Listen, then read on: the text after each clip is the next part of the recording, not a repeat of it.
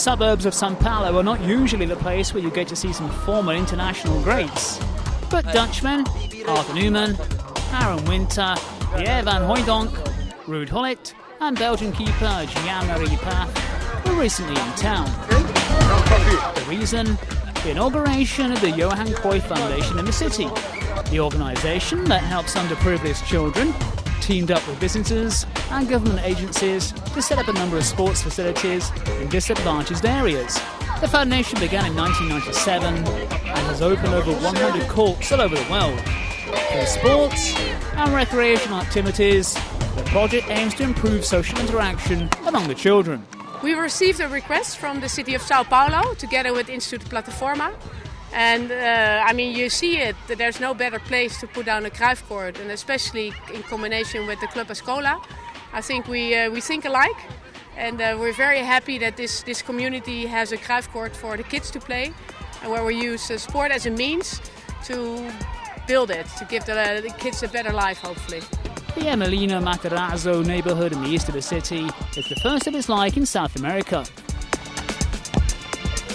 In an event to mark the opening of the centre, the Europeans were joined by 1994 World Cup winner Ricardo Rocha and former Brazil men Junior Baiano and Del Jaminha. And the beneficiaries were out in force to watch the charity match kick off. At 57, Pfaff showed signs why he was regarded by Pelé as one of the best in world football. Like many in Brazil, the player had it tough when he was young. I was a young player and I worked on the street. I was a street soccer player. We have a family with 12 children. And in 1965 my father is dead. He was 9 children. We have no money. And I work off my career. And then I play in the first Liga in Belgium. I was 17 years. I was the first goalkeeper to play in the first Liga.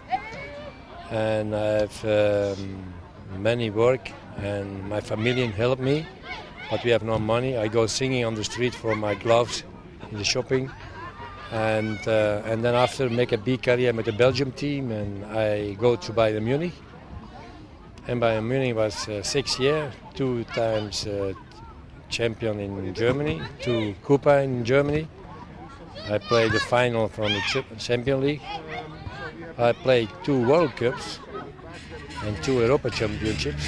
The most eagerly awaited moment was when the kids got the chance to mingle with the stars. FootBrazil. After the session with the locals, Ruud Gullit talked about some of the differences between Dutch and Brazilian football. In the passing game, we are in the position how we play. We try to make the ball do the work. But the Brazilians, they have more individual skills. Even though we have individuals, we still think that when you pass it quick enough, the opposition has no time for you, to tackle you. And so therefore the Brazilians, they are so skillful that they can avoid these things. So this is the main difference between the Dutch and the Brazilian one. Despite the differences, many Brazilians have enjoyed great success in the Dutchman's homeland. Gullit left Holland's PSV for AC Milan in 1987.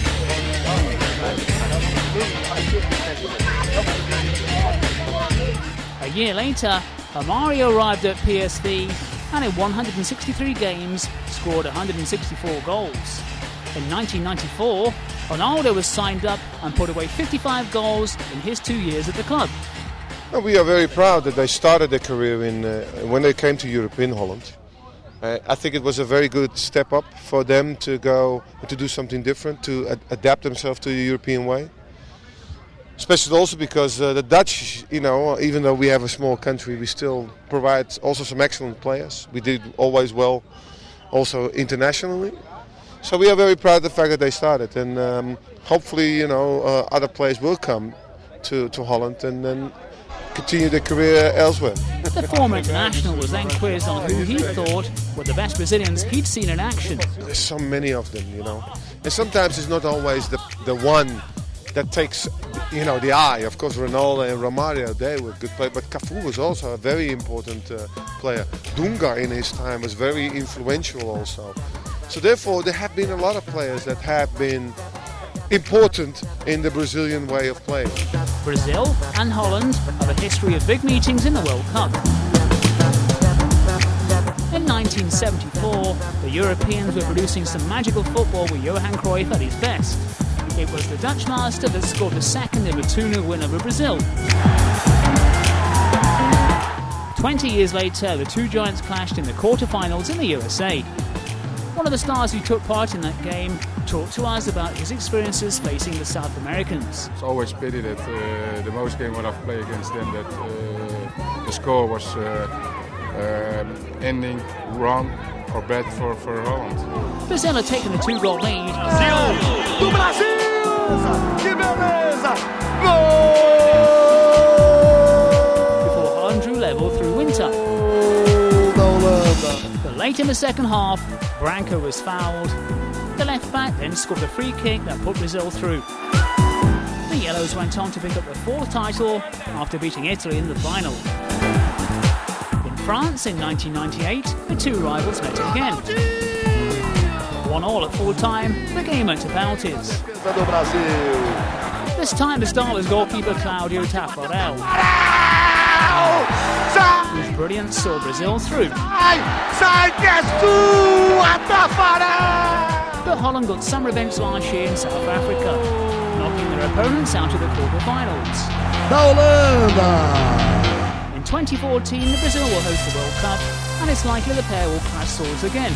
Brazil will be under huge pressure here because the whole country wants them to win it. And of course for the Dutch it will be another opportunity maybe to win it again, because 3 times you have been already second. Maybe Brazil is the time to be first. Despite the rivalry, the countries have a good relationship. And perhaps the Cruyff Foundation will help produce yet another Brazilian football star.